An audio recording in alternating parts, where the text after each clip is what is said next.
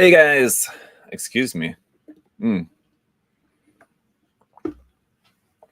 How's it going, everyone? Welcome to an episode of Gunpla Critique, and not just any episode. This, of course, is the episode which has been delayed and delayed and delayed and is very late. So, first of all, apologies to all my wonderful and very generous Patreon supporters. Some of them who have been waiting for this episode without saying anything to me, so without complaining about it, but still I do feel guilty about that. So anyway, yeah, anyway, if you guys don't know about, this is your first time ever catching an episode of Gunpla Critique, this is a live stream that I like to do once a month, although it has been a couple months since the last one, because we were finishing the last previous contest, and then I was doing live stream events that I was kind of planning for, just kind of was putting it off.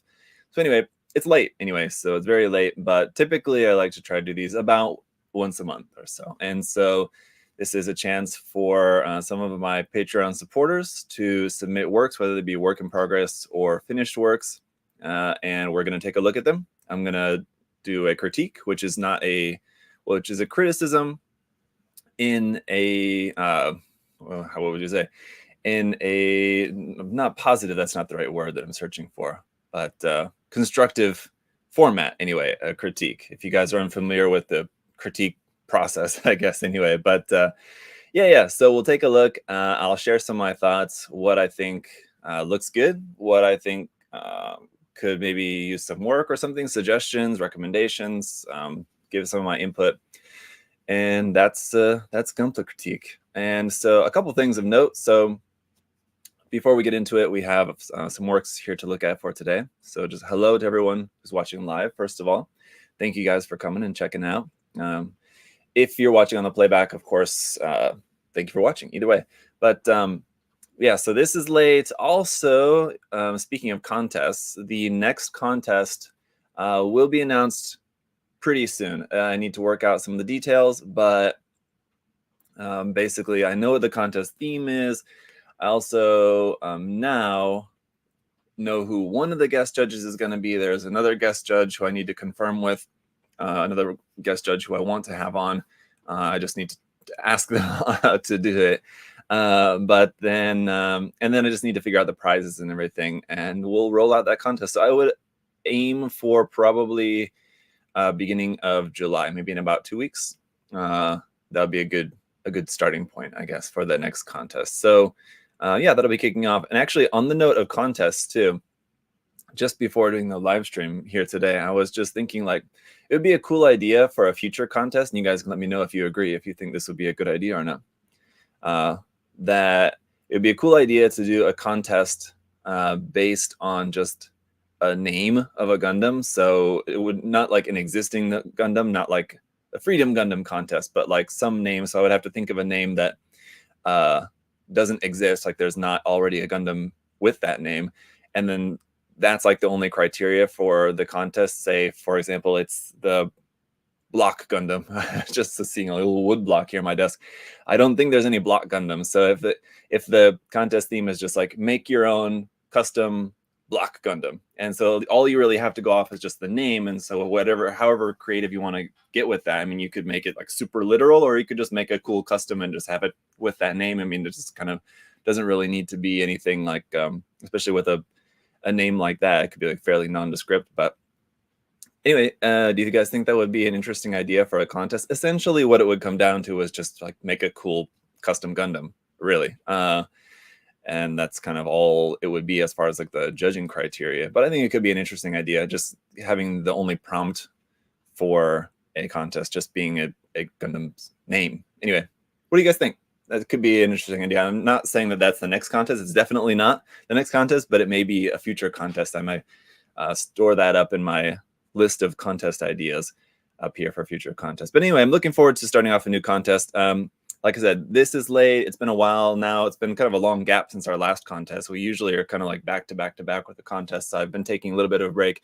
Just kind of been taking a little bit of break. Haven't been doing a lot of live streaming in general lately, of like live builds. the past couple of months, couple of years, really, a couple of months in general have been particularly taxing. I don't know, mentally. I feel mentally tired. So that's kind of one of the reasons why I've kind of been putting off the contest, and then just kind of putting off live streaming in general. I've been doing my thing, working on projects, making videos, and all that kind of stuff. But I have been like kind of behind the scenes, kind of just mentally tired. So that's kind of one of the reasons why some of this stuff is delayed. So it happens from time to time. I mean, just kind of going through a thing. Hopefully in the next couple months, like things will start to be normalizing here a bit and everything, just kind of in like personal life and other stuff. I don't know. But yeah, anyway, thank you guys for your understanding anyway, and patience, and thank you for being here. Thanks for being around. Really appreciate you guys. And yeah, in particular, my Patreon supporters. If you guys are interested in becoming a Patreon supporter, of course, you can check out the link down below. There are different tiers to participate in Gunpla Critique. That is the second tier anyway. First tier, though, like the basic tier, is just for access to the Discord too, which is also a cool place to be if you guys want to come and hang out in the Discord too. So thank you. All right, let's get into it. Mafiu, I see, is here in the chat live, so we'll take a look at their work first, shall we? Which we have a couple of things to look at from Mafiu. So let me go ahead and pull these up here for us. Sorry, I didn't know who we were gonna who I was gonna throw to first. So that's why I didn't queue this up ahead of time, but no worries, I've got it here for you guys. So this is the first project. So there's kind of two works in progress. Well, this one, we have work in progress photos and finished photos. And then there's another work that is a work in progress. And just get this to the right proportions for us. I feel like that's a bit better. Yeah, okay, maybe. And okay. Why is that not like, I don't know. Trying my best with the proportions there. It's quite a lot of stuff. No worries. No, it's basically two projects that we have. So, and then these should already be separated, except I see that this photo's out of order. Let me just pop that up here for us. So this is a custom mini, and let me refer back to the email. I don't remember the source material for this mini. Let me see here.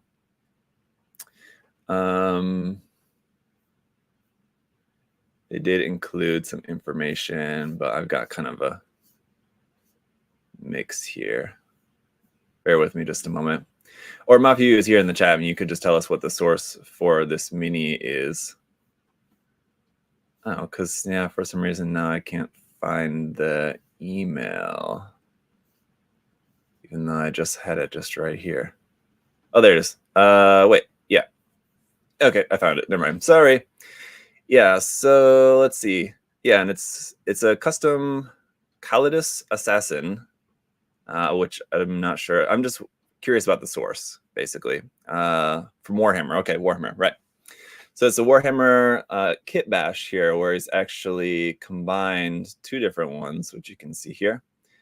So it's a combination of two figures, basically cut in half and then put back together here. And according to the email, this was so this character anyway is a genetically altered human and can shapeshift into pretty much everything. So I'm trying to depict it morphing from her last job as a space elf into her new one as battle nuns in power armor. I think you can tell which one's the elf and which one's the battle nun in power armor. Yes. Although I get the sense the second form, the gray side, which would be the left side of the figure. Also, I mean, maybe it's just like the cloak and I just like the cloak, the front part and the back. Gives me a little bit of kind of like pirate vibes to it a bit. But anyway, as you guys know, number one, fantasy is not really my thing. I don't really go in for like fantasy kind of stuff like this. Number two, Warhammer is not my thing, because particularly a lot of Warhammer stuff is fantasy related. So It's not my area of expertise by any means, and plus it's miniatures. Miniatures is also something that's just not my area of expertise. So I won't be able to comment too much on like the technical aspect maybe of this, just coming from just a modeling perspective in general, let's just say. It's certainly a cool idea, and that's one thing that I really like about this. I mean, I think it's just a really interesting creative idea. I know that I'm taking a look at a number of Mafuyu's works over the years that I've seen. I know that's one thing. It's very creative works like this. So certainly a really interesting idea. The other thing that I do know about painting minis like this is that they're challenging because they're really small, right? So you can airbrush them, and I think some painters do use a mix of airbrush and hand brushing, although I think generally they're mostly hand brushed. So I mean, that's a whole other thing where like compare with Gunpla, where most people, I think that like most 99% of Gunpla is painted with airbrush. So, you know, for something like this, it's mostly done with hand brushing. What that means, some people, I mean, I think there is some small percentage of people, modelers, who would argue that airbrushing is more difficult than hand painting, but I think most people could agree that hand painting is the more difficult way to paint, because there's just a whole other like different number of challenges that you kind of have to overcome for hand painting that with airbrushing that just kind of are non-issues. There's some issues that are specific to airbrushing as well too, but anyway, so as far as this goes, I mean, there's a lot of little details on here that need to be painted. And then I don't know how it's supposed to look, like the morphing. So you can see like the middle section here is just painted in black. I don't know how, like, and I'm not sure, Mafiu could clear this up for me, but I'm not even sure if there is like any representation within Warhammer that shows how they look when they're shapeshifting, if this is how it's supposed to look or not. Anyway, it is certainly an interesting way to depict the morphing, like from the one form to another, just with this like kind of very dark black too, I will say. I'm not sure if I would kind of be curious to know if that's just like regular black paint, or if it's one of those like specifically dark like black paint that's like a very, very dark black that's supposed to like basically like block light getting into it, which would be cool to use a paint like that, because I think that would make a lot of sense. It looks really dark, but I can't tell if it's just that's just the contrast of the photo. Let's see. He said, I only use spray can primer and hand painting for minis to have a break from airbrushing Gunpla and Musume kits all the time. They wear black and blue suits, but as far as I know, there's no official pictures of that. Yeah, so if you just have to kind of come up with in your mind how to show this kind of shape-shifting transformation, of course, you kind of just have to get creative with it. I think this is pretty good. One thing that I think would also make it look kind of cool too is have like a less defined line between like the one character and then like the stripe of black, and then the other one have it be a bit more blurred, which I know is hard to do. Hand painting is easier. Airbrushing, and which sometimes you can do like a combination. So like, for example, with like a lot of machining Krieger kits, for example, I know, and this is probably done in other genres as well, but you can like hand paint your camo, but then you have like a pretty hard border between the two. And then you also use the airbrush to just kind of along the edge, just to make the line, the border between the two colors a bit more blended. Kind of hard to do on something this small, which I imagine this mini is probably about like this big or something, right? You can't really airbrush that, but of course, you know, with hand painting, you can kind of blend that a little bit better. So, I mean, again, just kind of depends on what you want to do with it, but I think that could also look kind of cool if this black line was a bit blended in. And it looks like maybe like here you can see this kind of white paint was kind of maybe a little bit of kind of an attempt to do that right there. But I think that could make it look cool as well. It's still a work. Okay, this is still a work in progress, so take that comment into consideration, I guess. I can send the... Oh yeah, if you have finished photos, if it is finished now, yeah, send that to me. I'll add that photo into here real quick for us. But yeah, sure. Anyway, yeah, if we just go back to the work in progress photos here, there was a couple where we could see this here, and then it was actually primed in black here, and then this white here, I'm gonna guess, is maybe, no, that is a hand brush. I was gonna say maybe airbrush, because I know like sometimes the base the base layers like this are airbrushed because they'll do one of you guys will have to help me out with the name of the technique because I don't recall. The technique where basically the airbrush paint will be sprayed only from the top so that it makes like the top highlighted areas highlighted in white, and then it leaves like natural shadows on the bottom side of different areas. And that's how a lot of these minis are painted. So certainly because I know that you do airbrush, I'm sure you're familiar with that technique. I think would also help to make, because this is like a quite dramatic kind of pose and everything, to help add to the dramatic look of this, to do that particular kind of painting technique, which, what's the word for that? I can't think of it off the top of my head. Just because it's not something that I typically use in doing a lot of like mecha and Gundam painting, but I know in miniature painting it is pretty common use technique.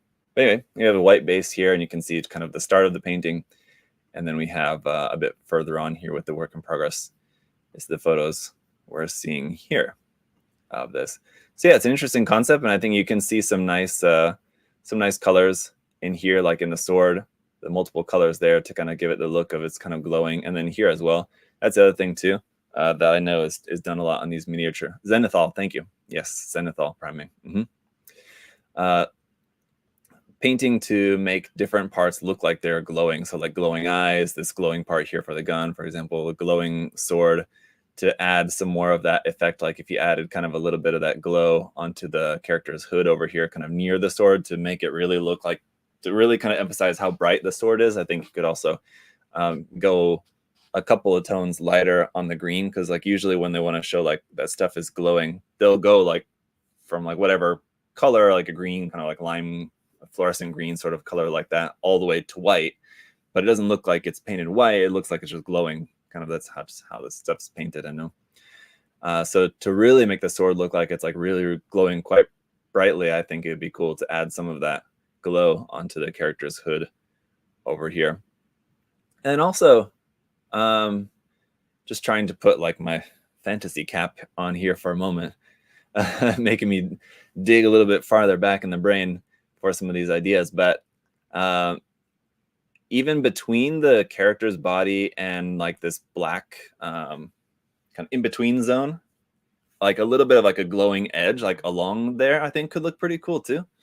So like along this border between the black and the character, basically you would do white, and then you would do like a blend of your other colors, whatever other color there, to make it look like a white, like a glowing line. I think could also look pretty cool. I think that could be interesting. But there's a number of different ways that you could do this transformation, and without any like official photos to go off of like what it's supposed to look like, you can kind of just do whatever you want, really. All right, let me see. He sent the finished photos here. All right, let's add this. Okay, so I know since it's finished, it's kind of moot talking about suggesting what could be done here or there, but at least for the time being, we can talk about what could be some cool ideas for this. All right, here we go. Let me add these for us. There we go.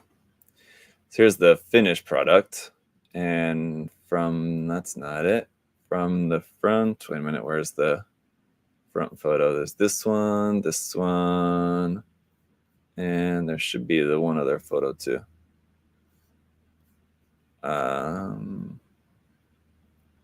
This one here, sorry, I think I added the wrong one. Okay, we have this photo here as well, where you kind of see it from this side, and it's cool to see that little bit of like the glowing eye in there for that too. That's nice. But yeah, for the finished photo here, you can see that. Okay, I do like that, how the edge is like a bit more blended here, but also the edges, like these raised edges, are highlighted a bit, kind of, so it kind of crosses over between from like the full color side and kind of crosses over that black, so you don't just have like pure black through the center there. That kind of like a bluish purplish kind of highlighted edge over the middle part does look pretty cool. I like that. So airbrush is easier than hand painting, Nolan asked. I would say so. Generally, yes. It kind of depends on what you're painting, and I mean, like, depends on the subject matter, depends on, I don't know, a number of different things. I would say generally airbrushing is easier though, yes, would be my idea. But I don't like it since I paint. Okay. All right.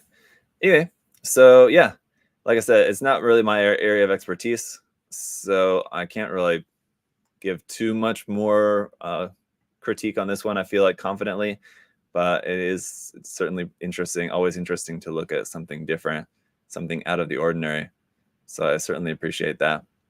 But yeah, I mean, I would say that there's certainly, just from what I know about this kind of genre of modeling, there's some cool things that I think you could try too, just to kind of like emphasize the glowing parts of this in particular. But yeah, I think that it's definitely a very cool, very unique concept too. Also, I think you mentioned in the email that it's supposed to be a female character. And I guess you can kind of sort of see that, but I don't know. Maybe the elf one is either that, or maybe I just read the email wrong. But let's see. Yeah, it says from her. So I don't know. Anyway, I don't necessarily get that sense, especially the left side, the battle nun there. Doesn't necessarily look so feminine. Not to say that that's nothing related to the modeling at all. Just like the basic the base model kit. Anyway. Okay, let's see. Oh, also, yeah, first name, last name there in the chat had a good recommendation. Said, I think if the picture was taken with a darker background and subdued lighting, it would look great. Yeah, I agree. I think that could also look cool. But I would imagine that this being kind of freshly finished, maybe we'll see some different photography, some more kind of like finished photography later on. And I do agree that against just like a dark background, I think could look pretty good for that.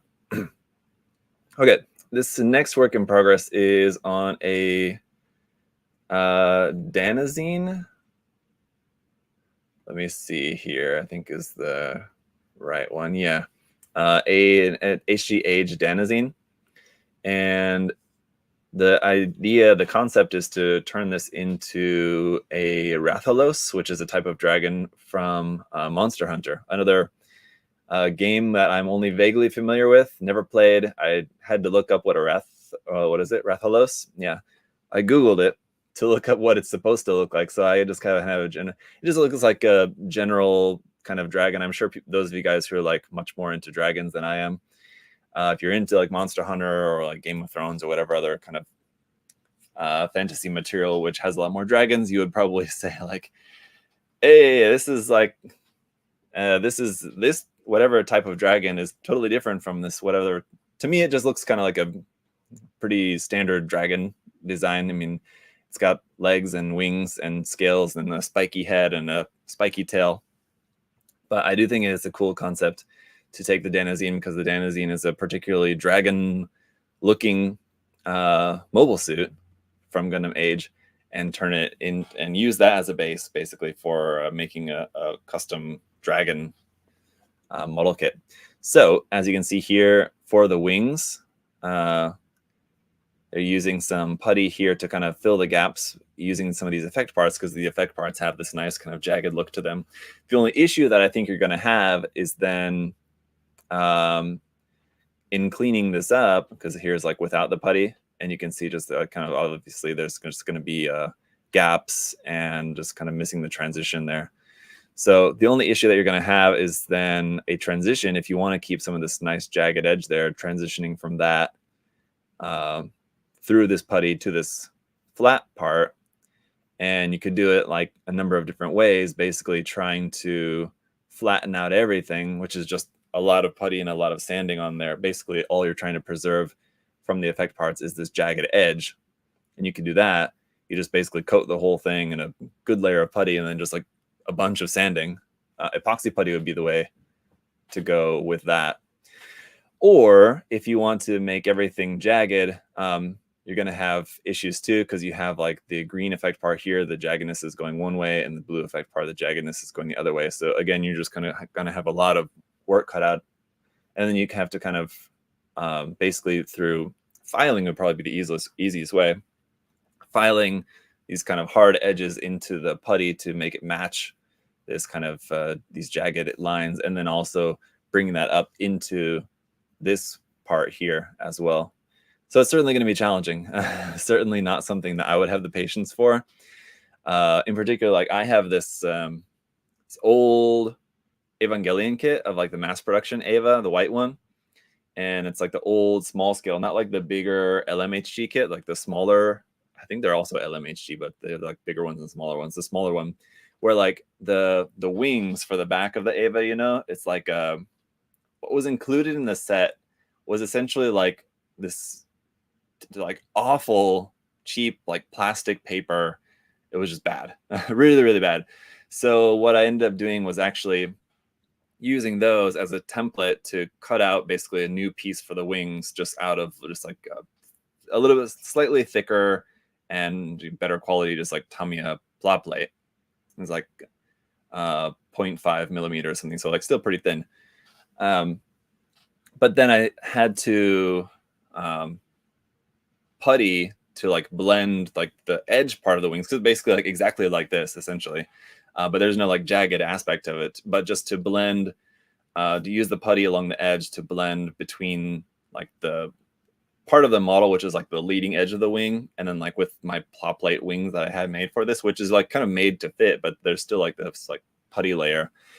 I puttied it, and then it's like it's in a box in a work in progress state somewhere around here, just because I'm like dreading having to do this.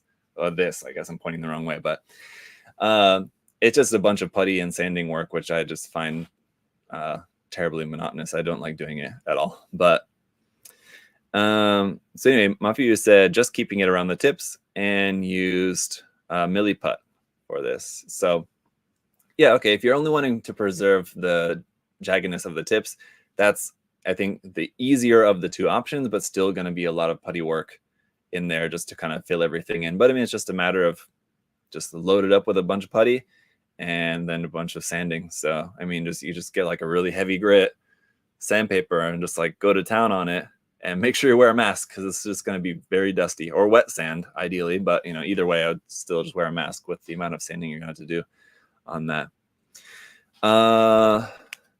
Jay asked, when am I going to review the Megami Device Chaos and Pretty Queen of Hearts? Because I got one. I want to see how it is. Jay, next week. I was thinking about doing it this week, but I kind of had a number of other different, if you notice this week, kind of there's a lot of like girl type stuff. And I try to have a good balance, because I know some people don't like that stuff too much. I tried to throw in some mecha stuff in between. I can't do like figure reviews. Like I had the figure review of like the Act Mode model. And then the video that's going up tonight and then also tomorrow is 2 snail shell figures, which I got over there. So I didn't want to load it up with too much girl stuff this week. So I'm going to review the Megami Device Queen of Hearts and the, what's the other one? Grandma.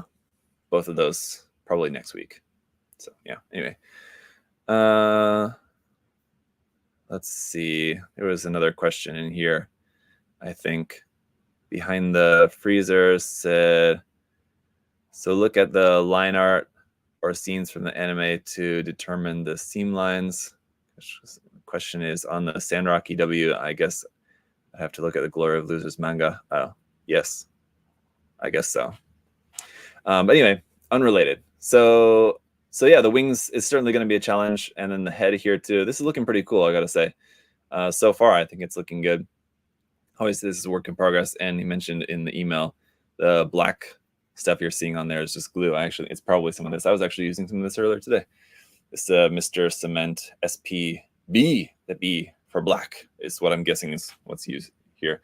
I have some of this, and I've rarely ever used it, but I actually needed some today and used it, because I'm actually, speaking of Evangelion, working on a Evangelion kit. This is the Eva Bardiel, the 13th Angel Bardiel kit, HG kit, so it's black anyway. just kind of worked out that I needed some glue. I didn't have my regular Tamiya extra thin putty on hand because I have it. I took it home because I was using it for something, and I needed some glue, and I had the black glue, which worked well since it's a black kit. Anyway, sorry for the distraction, but yeah, so I think it's coming along. It's looking cool. The head's looking cool with all the spikes and everything on there. Very dragon-like. So yeah, definitely it's a work in progress. I'm looking forward to seeing. This is just some seam line removal here. Modification to this part here, you can see, is cut to be able to separate those parts, which normally wouldn't have been able to be separated for removing the seam line on it. I think one thing to keep in mind for this project, I think going forward, my recommendation would be, and I think you're probably already doing this, but when it comes to doing model kit like projects like this that I've seen over the years, who's that on my back? What? I don't know. What's that question? Raven asks, who's that on your back? Is there someone on my back? I don't know. Anyway, yeah, when it comes to doing projects like this, I think one thing that kind of gets people hung up is because when you're trying to make it look like a Gundam or a Gundam model kit or whatever, trying to make it look like something else that's like entirely different from an entirely different franchise. I mean, obviously it has a somewhat dragon shape to it already, but in order to really kind of make it look like that, some people end up getting like too stuck on trying to make it like really look exactly like that dragon. I would say, finding, in order to like do this well, finding that good middle ground of, leaving this looking at least somewhat like the Danazine, but, doing a number of different modifications and things to make it look like the dragon that you're trying to make it look like. So something kind of in between. Don't like wear yourself out trying to make this look exactly like, what's in the game, right? Because at that point you might as well just, sculpt it out of clay and just make something out of clay that looks exactly like from the game. I would say preserve something about the Danazine. And I think someone who does that really well would be what's his name? Who made those Pokemon model kits? Chris? No, is that right? I'm suddenly forgetting his name because I was suddenly thinking that it was Eric, but it's not Eric. It's Chris, right? Help me out here. Yeah, like some Chinese dude said, make it into a Mecha Rathalos instead of Rathalos. Yeah, who made those? Chris, I can't think. Pokemon Mecha models. Who was that made those? And then also made like, here we go. Yeah, Christmas. There we go. Thank you. Goes by Christmas. Let's see. Let me show this to you guys. Who actually used a Danazine as well for his Charizard. Let me put this on screen for you guys. It's a good example of what I'm talking about anyway. It's a little bit different, but let me throw this on screen for you guys. He also did like Power Rangers themed models. So anyway, here, if you guys have not seen this kind of made the rounds online a few years ago. So I feel like if you guys have been around for a while, you've undoubtedly seen these kits before. But anyway, you kind of get what I'm saying about how, make it recognizable as what you're going for, while still maintaining the kit as a kit of what it is in the first place, the Danazine. So like the Charizard here is pretty much a perfect example of that. I mean, you can tell like right off the bat, like you immediately think of Charizard, right? So that's what it was supposed to be. But anyway, so this is Christmas model. Christmas. I think I'm spelling that not correct. Christmas? No, that's not correct. Anyway, you get what I mean? So there you go.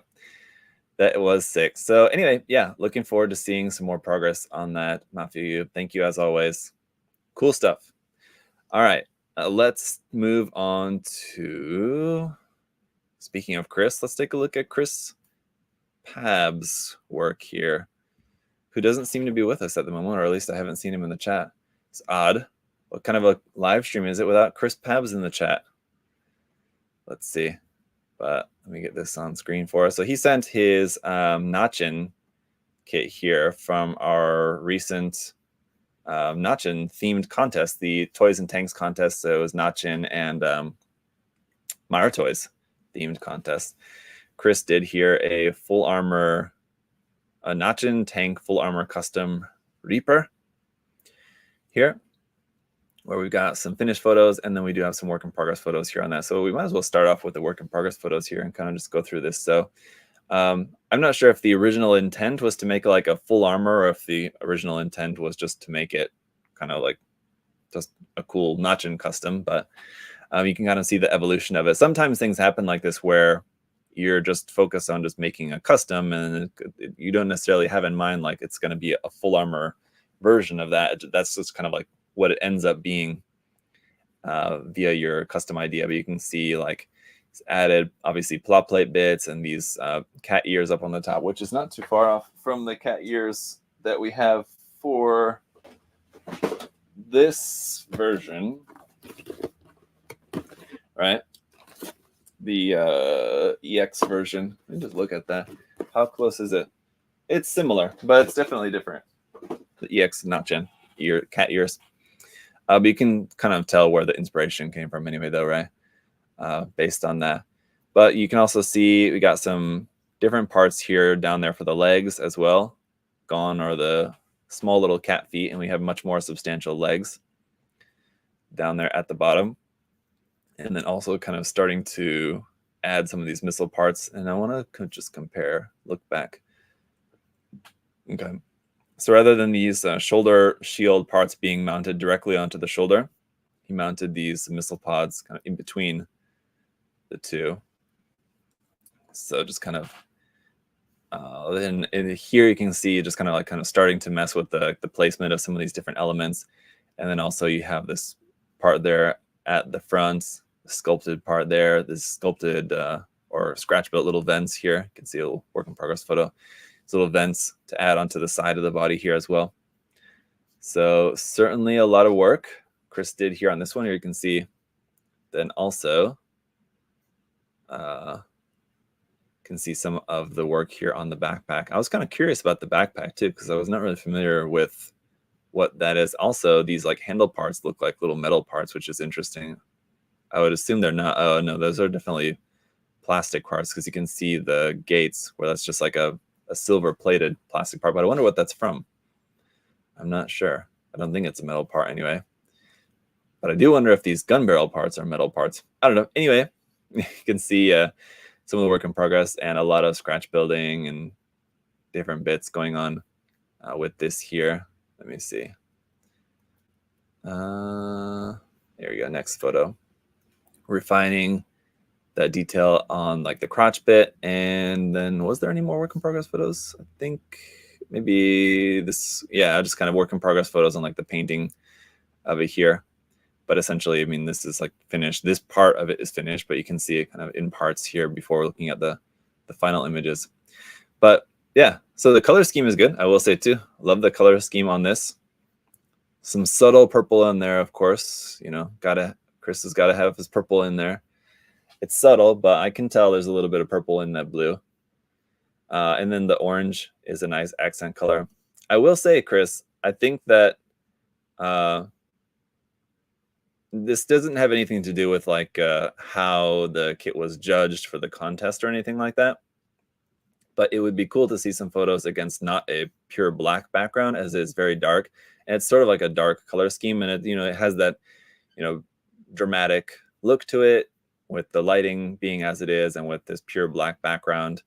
But there's a lot of really great work on there that I think it would be cool to see this kind of with a not so dark background setting. I think we could really appreciate, especially the colors and everything too, because the colors and everything looks really nice. But yeah, I wonder what the backpack, is the backpack and Gatling guns, are they from that like third party Gatling gun set. Now that I was wondering what those are from, and now that I'm looking at that, I think that's what that's from. Let me see here. I think that's, yeah, it is, isn't it? Okay, yeah. So this is, I'll show you guys in case you're not familiar. From this set, actually. This DL Gatling gun set here. So there you go. That's the source in case anyone was wondering. So, okay, that set does come with those handles. So that's what those handle parts are from too. So that's basically just this Gatling gun set, which he just changed the barrels, and I'm sure there's probably some other modifications to it as well. But anyway, that's the sauce for that. Looking sharp today. Oh, thank you. Yes, I decided to wear a shirt today for no other reason than I just felt like it, I guess. I don't know. Yes. So, all right. Anyway, so yeah, I would say that Chris's version of that backpack definitely better than the promo images.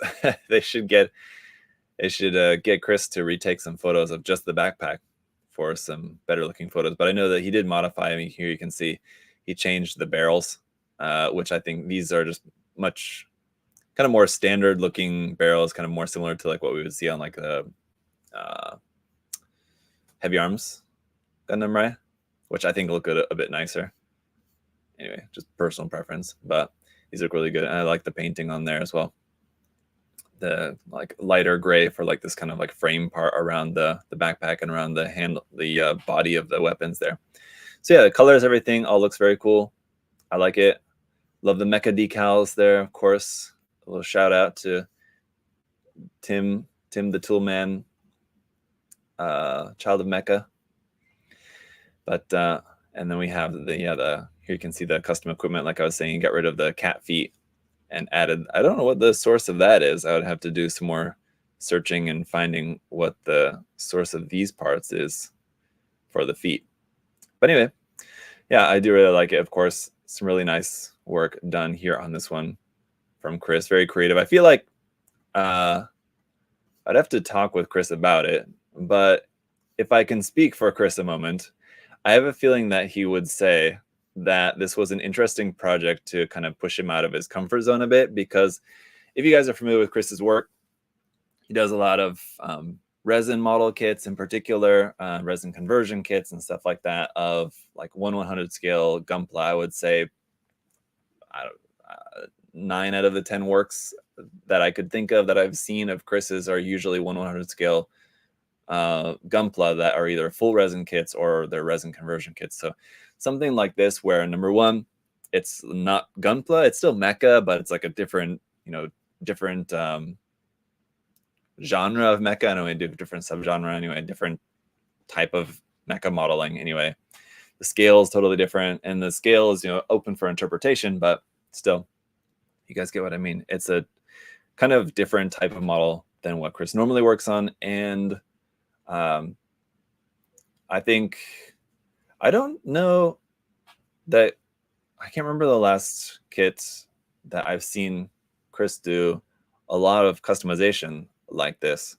Because like I said, I know normally he's working on like resin model kits, which is just like a lot of painting and stuff. So there's a lot of customization, and just the model kit itself, I think, were a couple of things that kind of pushed Chris a bit out of his comfort zone for this one. And so I hope that, it's my hope, that in his case, and then for a lot of people's cases, I'll say that's a good thing.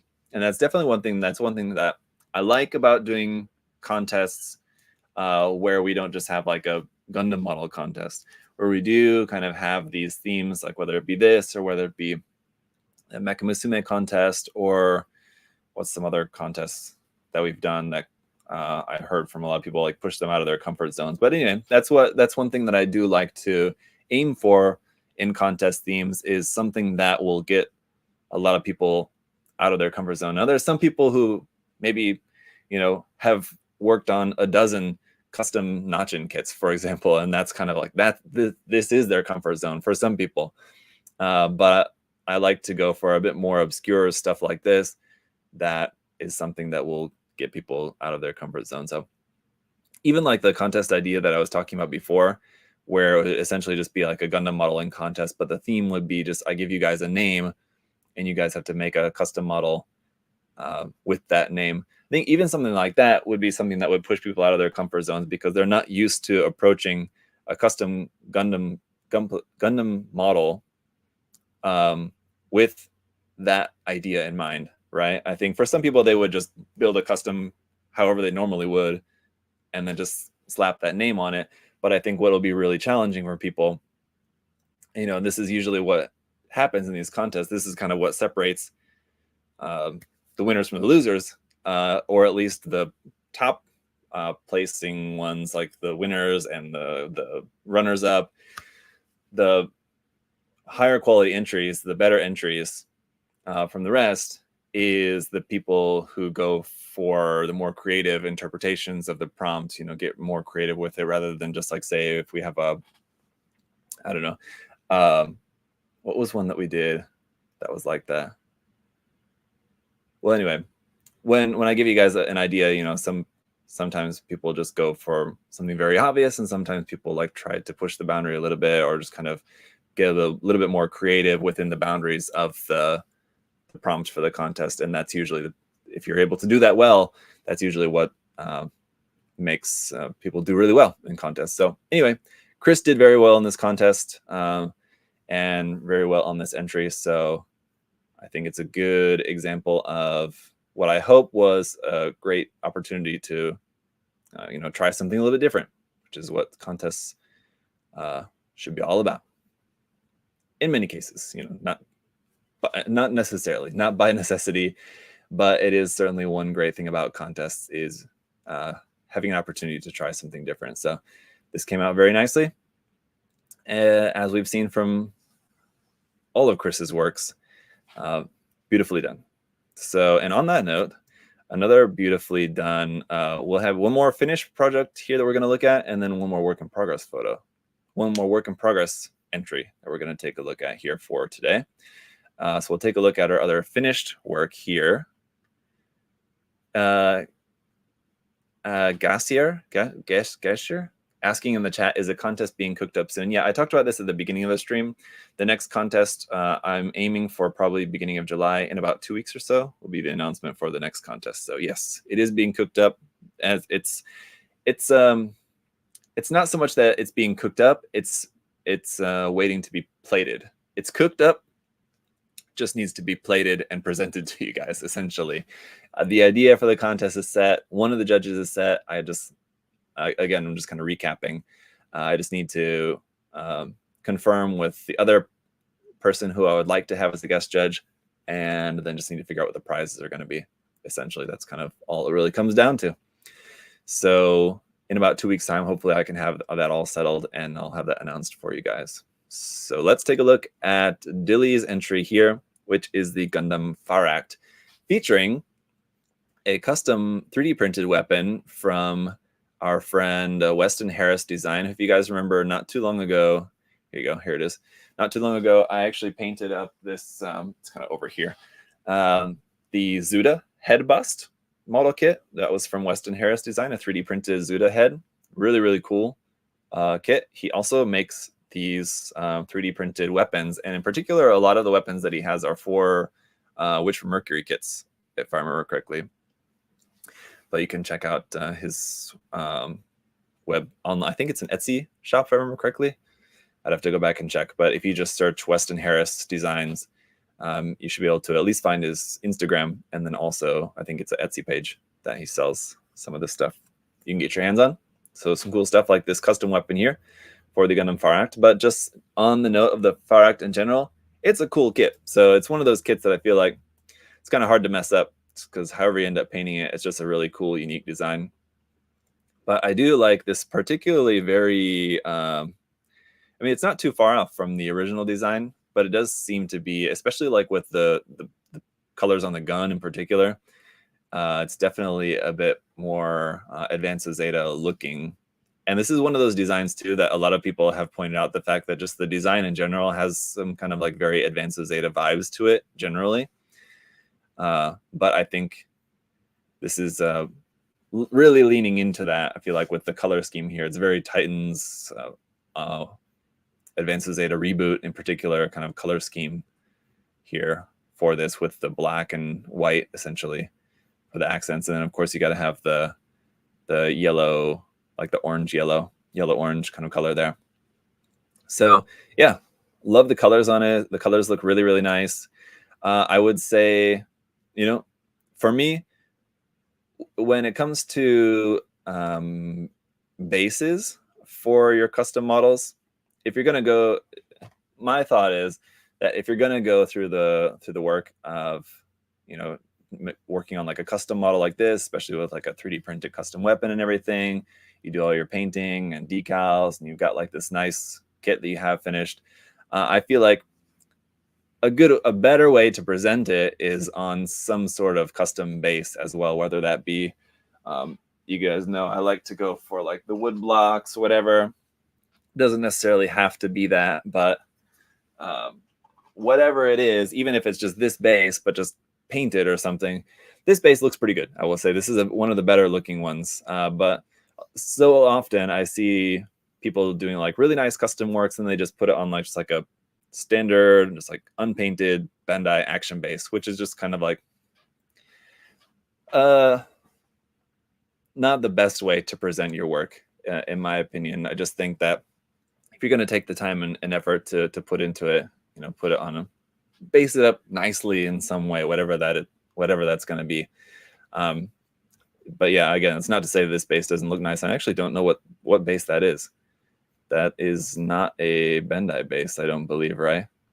But I mean, it looks pretty good. Just like the photography here. I mean, there's some nice photography with the cutting mat and the colorful tools and everything in the background. So it does look nice. And the base, it's clean, clear looking. But yeah, I would suggest trying out a nice base for it. And I don't know, he didn't mention about it in the email, that to say like, oh, this is not finished, or I'm working on a custom base or something for it. But it's assuming that is, I mean, like with it just being the base, I mean, that's something that even if this was finished and like in his mind, he was thinking like, you know, I'm done with this.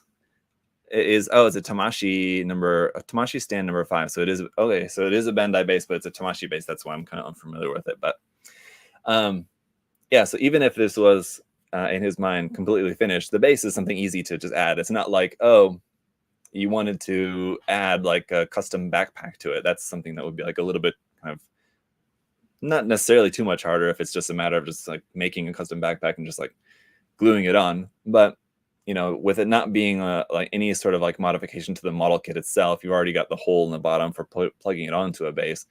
You could very easily just make a custom base for this and pop it on there. Even if it's just a matter of just painting that base part, maybe leaving the clear arm and just the base plate piece here, just painting that, maybe add like a nice big decal on there or something like that, or a couple decals, or just paint it in like a, I don't know, black or dark gray kind of color, like to match the mobile suit or something. I don't know, but you could absolutely use maybe this base with that, just doing something to kind of dress it up a little bit. I don't know, make it your own. But that would be the only real kind of suggestion that I would have for this, because otherwise, I mean, the model itself looks great. I like the decal work on this. I'm not sure what decals those are. You are a blast. Actually, I just used some of those decals, so yes, I do. Those are the, I think so. They're like a Vertex, I think. Yeah, because I actually just used these exact same decals on the Stratohound that I'm working on. Interestingly enough. And these might be a combination of different decals, but they look like they're all from that same set. Yeah. So anyway, yep. Decals look cool. The colors look nice. This kit, I was trying to look at like the panel lining on it, but the kit itself doesn't really have many areas where you could do much panel lining on it. I mean, if you look in like some of these areas, why is it not zooming? Come on, zoom for me here, please. Zoom. Anyway, let's try a different one. There we go. There's not many areas of like panel lines or details, like a little bit there on the chest, this little bit here.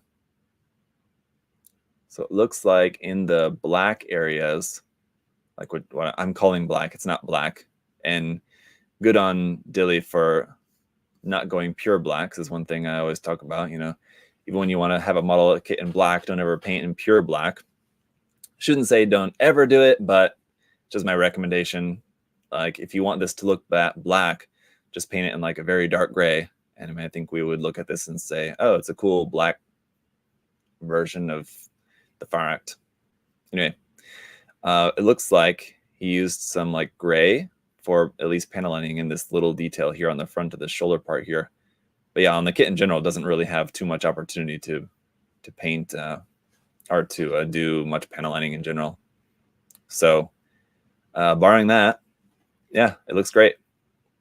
I have to say, really nicely done. Just a couple of bits where maybe some of the details could have been painted, I don't know, differently, maybe if you want to. This is kind of completely subjective now. But like, for example, here, this part of the elbow, I would have masked and painted that middle part, which is black, because I would assume it's molded together. I don't remember the model kit, but I would assume that middle part is molded together with the bicep.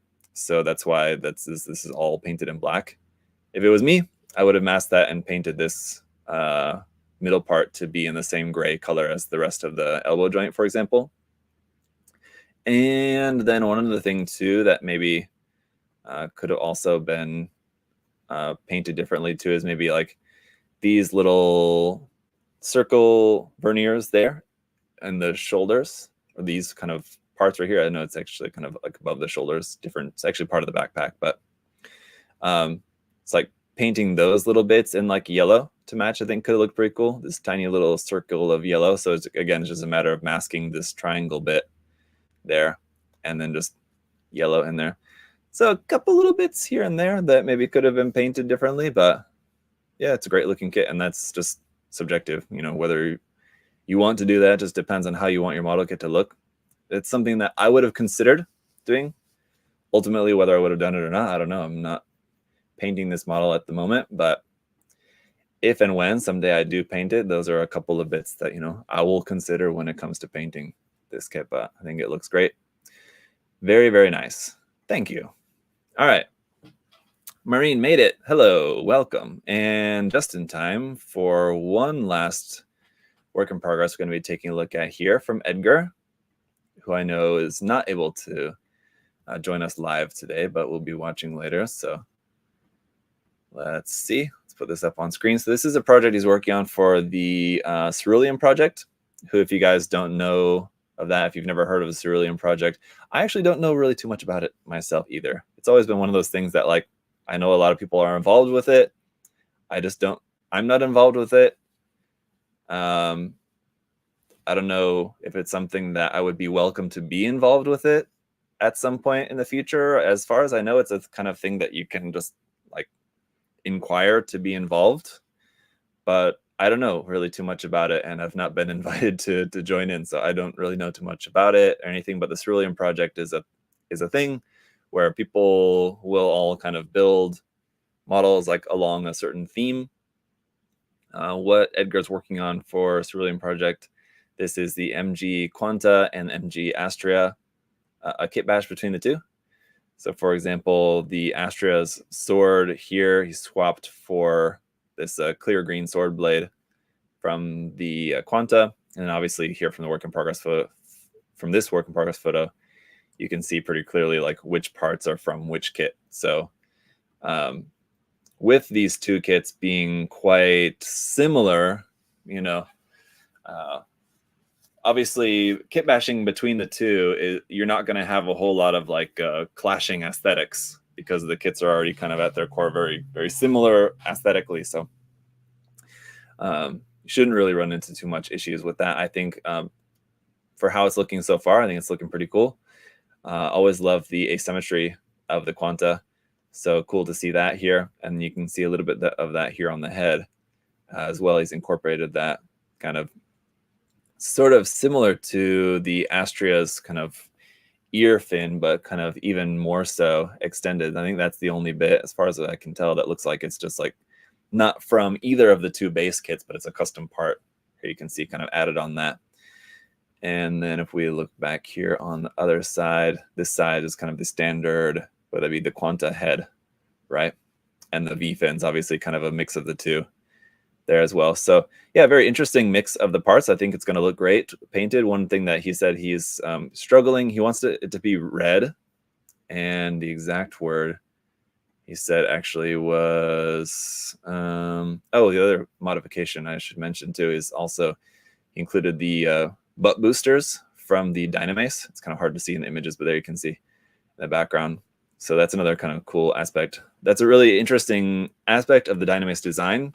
So I can totally get behind adding that to this custom. I think it's going to look very cool. But yeah, he mentioned that he wanted to use a heavy red color scheme, but is struggling to figure out the color scheme, he said. So when it comes to figuring out color schemes, one thing that I've talked about before is like the easiest way to figure out color schemes a lot of times is just taking an existing color scheme that you know works and just adapting it to that one. And especially if you're going off of the Astria F-type, which already has this dark red color scheme, pretty much just take that Astria color scheme and just apply it to this, which I think, which I don't remember exactly what that color scheme looks like. I mean, it's generally like this. I think that Astria doesn't have this much off-white, but if you wanted to have a little bit of off-white detail in there, I mean, yeah, I would just kind of look for other similar color schemes. I mean, I could go through and tell you like, oh, I think this part would look good in this color, or this part would look better in this other color. But yeah, I mean, it just kind of depends. This is a cool way to kind of map out your color scheme, though. I usually just try to do it all in my head. Sometimes I'll do, like, if I can find the line art of the Gundam that I'm working on. If it's a kit bash like this, it's hard because obviously you're not going to find line art of a custom kit bash.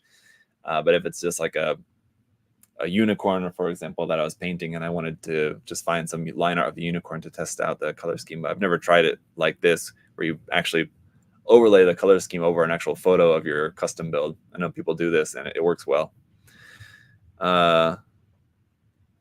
Astria don't have, yeah, the Astria, yes, I believe it only has white on the faceplate, I think is correct. But let me see here. Okay, just checking the chat there. But yeah, I mean,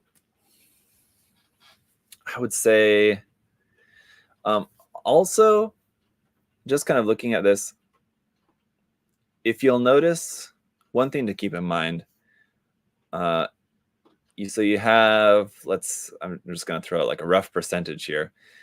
Like 70% of the kit, let's say 60% of the kit is your main color, red. And then you have your accent colors. And here in this case, we have like a darker red and a white.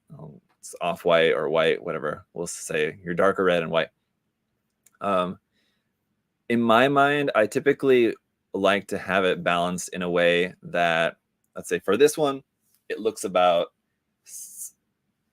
let's say 70% red. And then the accent color seems to be split pretty evenly, about 15% white, 15% red.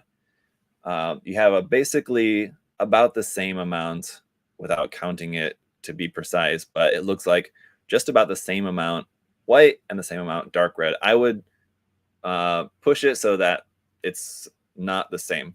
10% one, 20% the other. You know what I mean?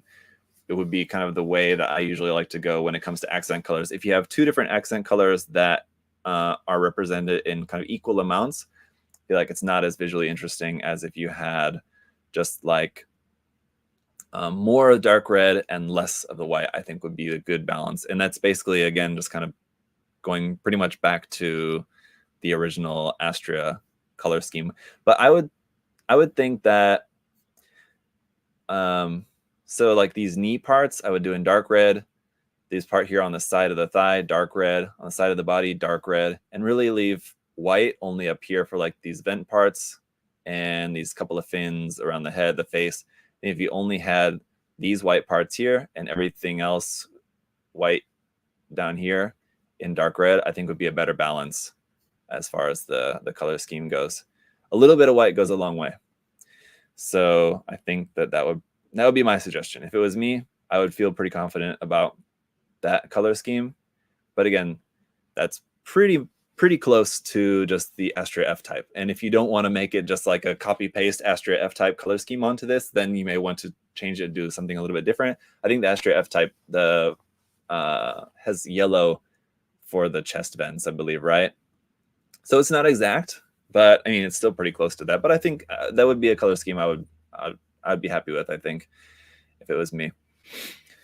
So hopefully that's helpful, Edgar. But as far as just the build itself, I think it's looking pretty good. Whatever the color scheme ends up being, I think it's going to be a good looking project. So it's definitely a cool idea, kit bashing the two of those. I actually have a what is it? What's the dark red build fighters?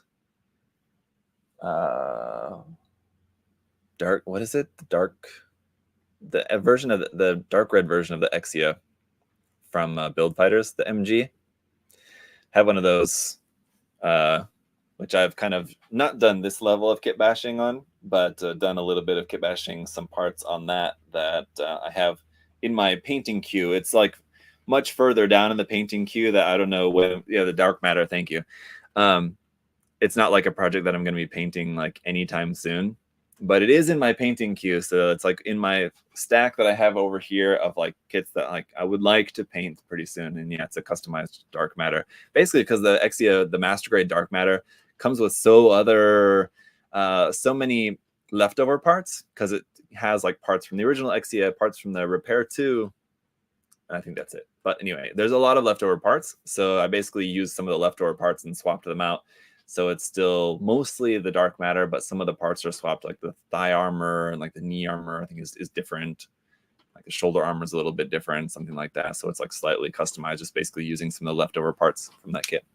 Anyway, that's a project for a different day. I'm looking forward to working on that. But like I said, it's farther down in the to-do list. But anyway, Edgar, looking forward to seeing some more of that, I would assume. By our next episode, next live Gunpla critique, we'll probably have some more updates on that. It may even be finished by that time. So looking forward to it. But for now, guys, that's all I have for you guys for today. So again, thank you so much to my Patreon supporters, new and old. And sorry for the wait. Sorry that it's been a while for today's episode. Like I said, normally I try to do these episodes ideally about once a month. It has been a few months, so I apologize, you guys. But we'll try to have the next one sooner than later. More, at least, trying to stick to the schedule of roughly once a month. Yes, Maureen, that's all. We had 4 entries today. At least 4 people submitted works. Mafi, you had 2 works for us to look at, so 5 works in total. Anyway, yep, that's it for today. So yeah, if you guys are interested in becoming a member on Patreon, check the link in the video description. The basic membership gives you access to the Discord, which is an awesome place there. And then the second level gets you access to submitting works for critique if you want. Of course, this is completely optional. But yeah, thank you guys so much for all your support. And I don't know what the next live stream will be at the moment, but I will, of course, let you guys know. Oh, yeah, actually, I do. It's going to be this one. But which was I was hoping to be able to do today, but I don't have it ready yet. All the parts and everything's cut out. I just need to finish getting this ready. So probably maybe Wednesday around there of next week. Look forward to that live build there of the Mighty Strike Freedom. That'll be the next live build. And I'll see you guys then. Have a great weekend, guys. And happy Father's Day. For those of you in the U.S., it's Father's Day this Sunday. From one father to another. You know, if you guys are fathers, or if you have fathers, if you have fathers that you're close with, let me put it that way.